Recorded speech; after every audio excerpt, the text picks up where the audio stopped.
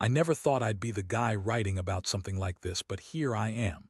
My name's Mike, and I've been with Lisa for about 8 years now.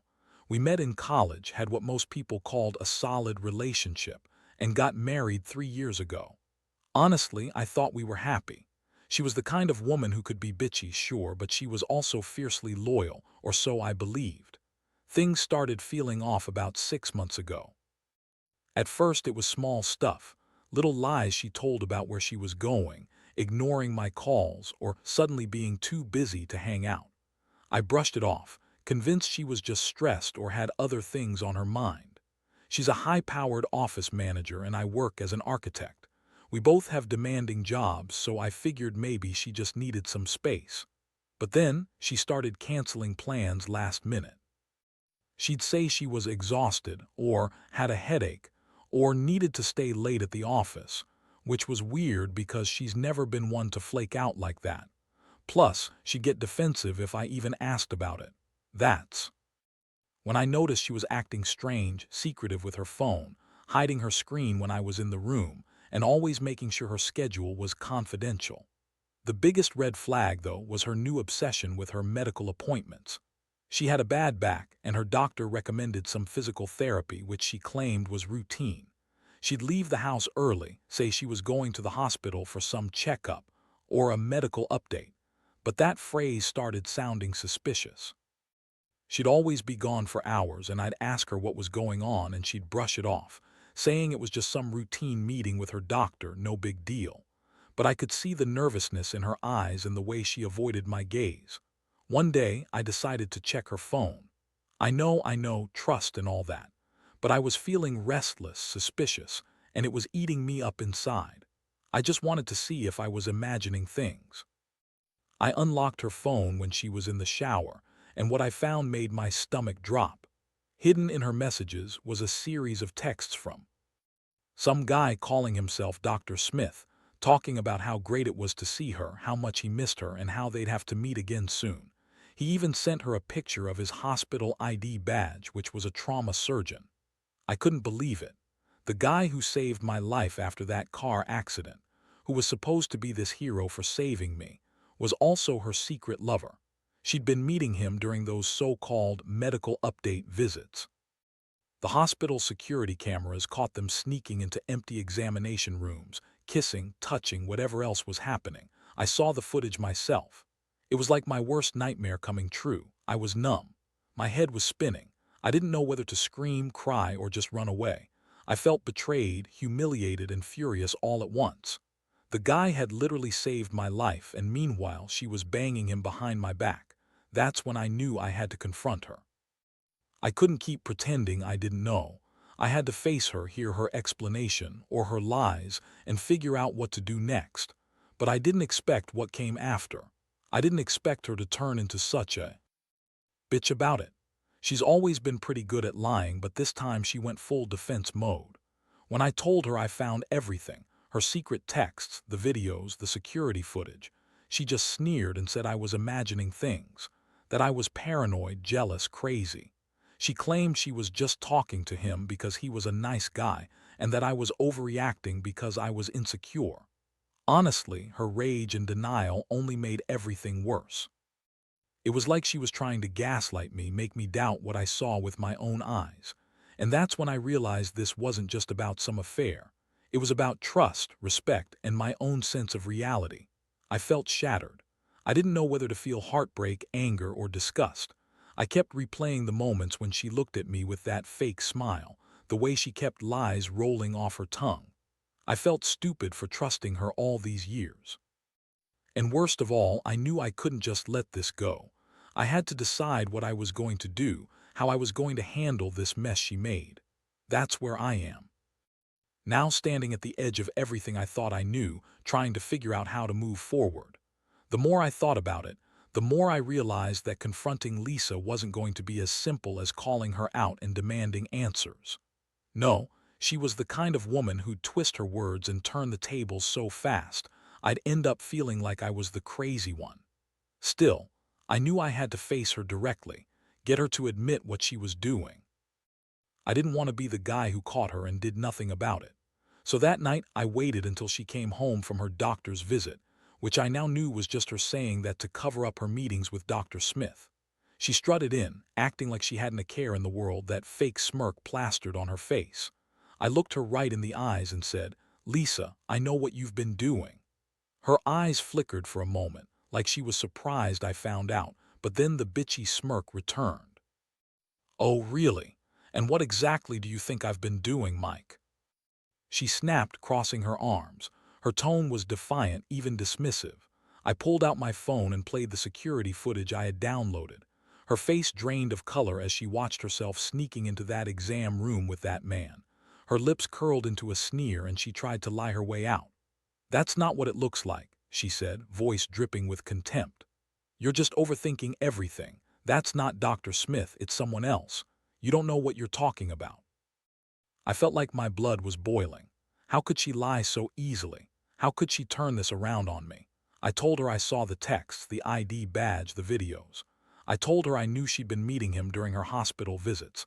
Her response: she called me crazy, accused me of being jealous, insecure, like I was the one at fault for feeling betrayed. She kept insisting that I was reading into it, that she was just being friendly, and that I was accusing her of something she didn't do. That's when the rage kicked in. I realized that her lies were just a defense mechanism. She was trying to save face, to hide the fact that she'd been lying and cheating. I felt a mixture of heartbreak and fury, the kind that makes your hands shake.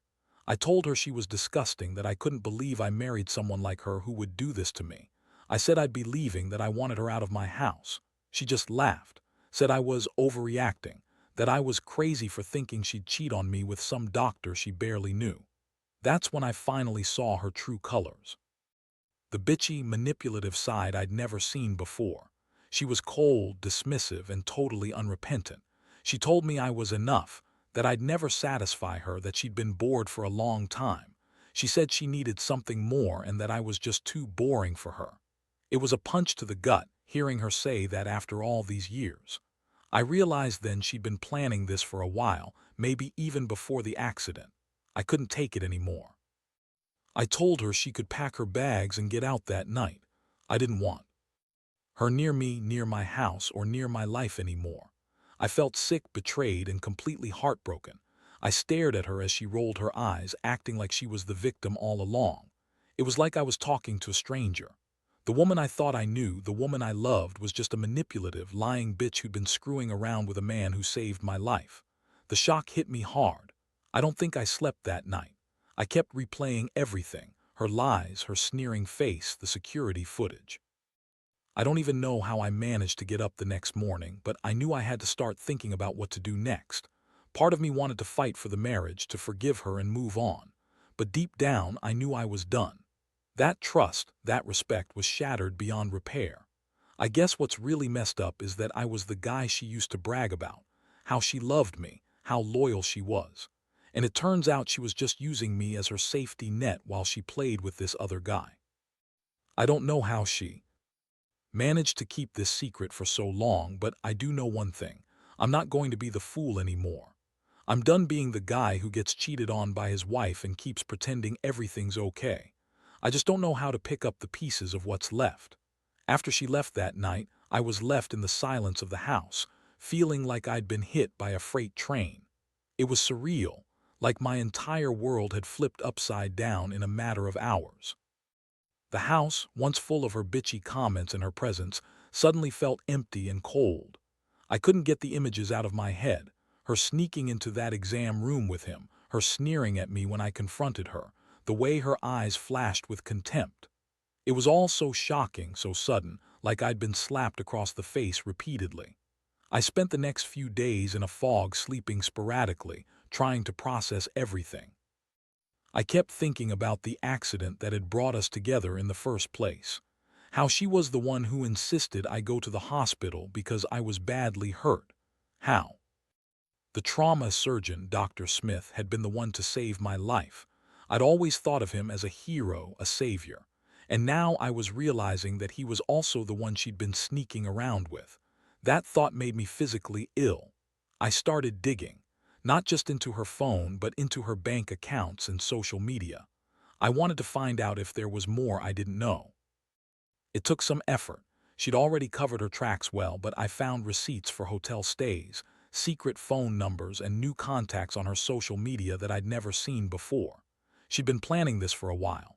And what made it worse was that she'd been lying to my face every time she said she was just getting better or going to the hospital for a routine checkup. She knew what she was doing and she was good at hiding it. Meanwhile, I couldn't help but feel humiliated. I kept replaying all the times I'd trusted her, the nights I'd stayed up worrying about her health, the times I'd asked about her appointments, and she'd brushed me off with some bitchy comment about how I didn't care enough. All the while she was sleeping with a man who had saved my life after that accident. It made me feel sick to my stomach. How could I have been so blind? But I also started feeling rage, pure, unfiltered rage, not just at her but at myself for not seeing it sooner. I kept thinking about all the signs I missed, her secretive behavior, her phone hiding, her dismissive attitude. I was stupid for trusting her, stupid for believing she was loyal. And now I was stuck with this gnawing sense of betrayal, wondering if I'd ever be able to look at her the same way again. I made the decision that I had to confront her again, but this time on my terms. I needed her to know I wasn't just going to roll over and accept this. I called her up the next day, tried to sound calm, but I could tell I was trembling. She answered with her usual bitchy tone, acting like she didn't care. I told her I knew everything about the affair, the meetings, the security footage. I told her I was done, that she needed to leave and never come back.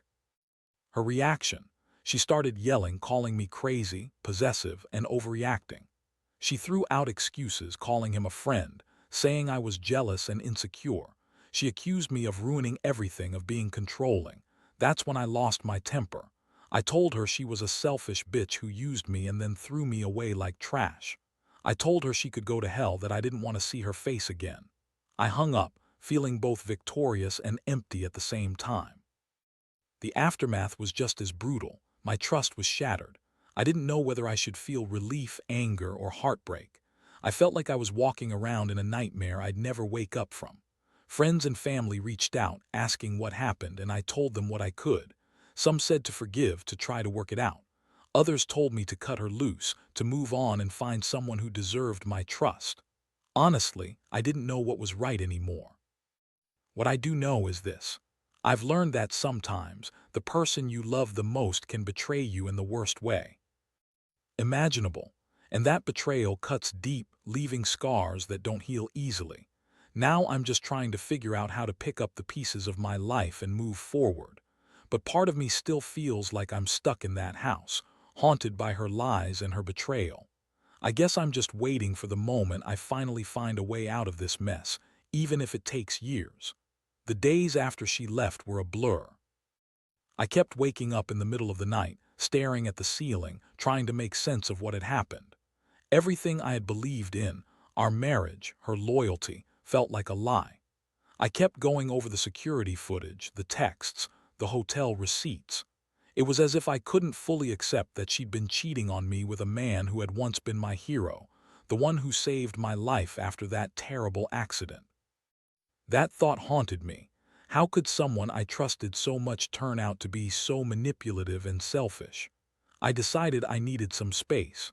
I moved into a friend's apartment for a while, just to get away from the house, from her stuff, from the memories. But even there I couldn't escape her. Her face kept flashing in my mind whenever I closed my eyes. I'd see her sneer, her lying face, the way she dismissed me with that bitchy smirk. And then I'd get angry all over again. How dare she treat me like I was just some fool? After everything I'd done for her, after trusting her with my life, that's how she repaid me, with betrayal and lies. I started seeing a therapist, not because I thought I'd get over it quickly, but because I needed to understand how I ended up here. How I went from being a guy who believed in love and loyalty to someone who was just so damn naive. My therapist told me that betrayal cuts deeper than most wounds, especially when it's someone you love and trust. She said I needed time to heal, to process everything, and to rebuild my confidence. One thing I realized during those sessions was that I'd been holding on to hope that Lisa would come around, see what she'd lost, and maybe apologize. But deep down, I knew that wasn't going to happen. She was not the kind of woman to admit she was wrong. No, she was the type to double down, deny everything, and blame me for everything going wrong. That realization hurt even more. It made me understand that I was better off without her, even if my heart still ached for what I'd lost. Meanwhile, I started working on myself. I threw myself into my work, trying to forget, trying to rebuild some sense of normalcy. I also started dating again, not seriously at first, just some casual dinners and conversations. I needed to remind myself that I was still capable of trust, that not everyone was like her. But honestly, it wasn't easy. Every time I looked at a woman I was interested in, I'd feel this nagging suspicion that they might turn out to be just like Lisa, lying, cheating, manipulative. And then out of nowhere, I got a message from a mutual friend who had been at the hospital that day when Lisa met Dr. Smith.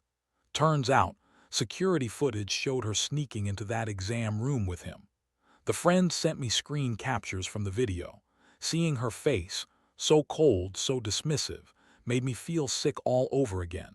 It was like I was reliving everything, but this time with even more clarity. The betrayal hit me harder, knowing she'd been lying to everyone, even the people who cared about her. That's when I decided I couldn't just keep running from it. I needed to face her again, but this time I wanted answers. I called her, told her I knew about the video, the hotel stays, everything. Her response: she called me paranoid, crazy, and told me I was making up stories in my head. She was trying to gaslight me, which only confirmed what I'd suspected all along. She didn't care. She was only sorry I found out because it was inconvenient for her, not because she cared about the damage she'd done. I told her I was done, that I didn't want her fighting for her lies anymore. I told her I wanted her out of my life, and if she so much as tried to contact me again, I'd block her. The call ended with her yelling, calling me possessive, jealous, and crazy. And honestly, I was just relieved it was over. I didn't want to keep wasting my energy on someone who had lied and cheated on me so blatantly. Now, I have no idea what the future holds. I know I need time to heal, to rebuild my trust in myself, and to learn how to trust again. I've been told that some wounds never fully heal, but I also know I can move on, stronger maybe, even if I feel broken now. I've learned a lot about myself in this mess, about what I will and won't tolerate, about the importance of trust, and about the fact that sometimes love isn't enough to fix or save a broken relationship. And honestly, if I could give one piece of advice to anyone out there going through something similar, it's this: don't ignore the red flags. Don't let anyone, no matter how much you love them, take you for granted. Because once that trust is broken, it's like trying to put a shattered mirror back together. It might be possible, but it'll never be the same. And maybe that's okay. Maybe it's time to accept that some things are beyond repair, and that walking away is the only way to find peace. The process of moving on has been the hardest thing I've ever done. Honestly, I thought I was pretty resilient. I've always prided myself on handling tough stuff. But losing Lisa, losing that whole part of my life, hit me like a ton of bricks. The betrayal cut so deep that sometimes I wondered if I'd ever feel normal again. I'd wake up expecting to see her face, only to remember she was gone, and then the emptiness would hit me all over again. I started doing things I hadn't in years, working out, taking long walks, trying to reconnect with old friends. The gym became my refuge. Sweat and effort somehow made the pain less sharp. I also threw myself into work, trying to drown out the noise in my head. Still, there were nights when I'd lie awake, replaying every moment, her sneer, her lies, the security footage, feeling like I was trapped in some endless nightmare. One thing I realized is that you can't force yourself to forget or move past betrayal overnight. It's a slow process, and some days are better than others. I'd get moments of clarity, times I'd feel a glimmer of hope that I could rebuild my life. But then there'd be days when everything just felt overwhelming, like I'd never trust again, never love the same way. That's the thing about betrayal. Once it's done, it's like a scar that never fully disappears. You learn to live with it, but it's always there, lurking beneath the surface. Honestly, I was angry at her for a long time. Not just for cheating, but for how she laughed at me, lied to my face, and dismissed everything I felt. But I also started to see that she was just a reflection of her own selfishness. She didn't care about the damage she caused, only about protecting her secret, her own ass. That realization made me feel even more disgusted. She was manipulative, a liar, and a bitch, and I was stupid for ever trusting her. One thing I did that helped was talking openly with a counselor. I needed someone to validate what I was feeling, to tell me that I wasn't crazy for being furious, broken, or sad. My therapist told me that healing isn't about forgetting, it's about accepting what happened and learning how to live with it. She said I'd find strength in the aftermath, whether I stayed alone or eventually found someone new. It gave me hope, hope that I could rebuild trust and learn to love again, even if it felt impossible right now. I also started to distance myself from Lisa completely. No more calls, no more texts, no more social media stalking, well, mostly. Every time I saw her name or her face, it brought back that sick feeling of betrayal. So I blocked her number, unfollowed her on everything, and told myself I had to focus on myself. It's crazy how much energy I wasted obsessing over her, but now I realize that my recovery depends on letting go of her completely. I have to reclaim my life piece by piece. And here's the truth I've come to accept. Not every relationship is meant to last. Sometimes, people just aren't who you think they are. That realization hurts, but it's also freeing. I learned that I can survive betrayal, that I can come out on the other side stronger. I don't have all the answers yet, and I probably never will about whether I should try to salvage what's broken or move on entirely. But I know one thing, I won't let her define me or my future. I'll take this experience as a lesson, a hard one but a necessary one. It's made me realize that I need someone who respects me, who's honest and loyal, someone I can trust without doubt. And I'll find that someday. I just have to keep moving forward even when it's tough. Looking back now, I realize that this whole nightmare has changed me, probably forever. I used to believe in the fairness of love and loyalty, but that trust was shattered in the worst way possible. Still, I also learned something valuable. I'm stronger than I thought. Betrayal can knock you down, but it doesn't have to define you. You can pick yourself up, dust yourself off, and rebuild, better, wiser, and more cautious. I've come to understand that sometimes you have to lose everything to find out what truly matters. Lisa's betrayal exposed the flaws in my judgment, but it also made me realize I deserve better. I deserve someone who cares, who is honest, and who respects me. I refuse to settle for anything less. The pain of losing her is still there, lurking beneath the surface, but it's also a reminder of my boundaries, my self-respect, and my capacity to survive even the worst heartbreak. I've started dating again. Cautiously, I don't rush into anything, but I'm trying to open my heart again, slowly, carefully, and with more awareness of red flags. I no longer ignore the subtle signs of dishonesty or disrespect. I trust myself now more than I ever did before, and that's thanks to everything I've gone through. Most importantly, I've learned that honesty and loyalty are fundamental. Without them, everything crumbles. If someone cheats or lies, it's a betrayal that cuts so deep it can take a lifetime to heal. But I also know that healing is possible. It's a long road filled with setbacks, tears, and moments of doubt. But it's also a road worth taking. Because at the end of it, you find yourself again, stronger, wiser, and more prepared to face whatever life throws at you. So to anyone out there dealing with similar pain, trust me, you will survive this. It might not feel like it now, but you will. Give yourself time, be kind to yourself, and never let anyone make you feel less than you are. Your worth isn't defined by someone's betrayal. You are enough, always have been, always will be. And for those who think they might be stuck in a similar situation, know that you don't have to stay. You have the power to walk away, to start over, and to find happiness again. It won't be easy, but it's worth it. Because life is too short to waste on lies, betrayal, and heartbreak.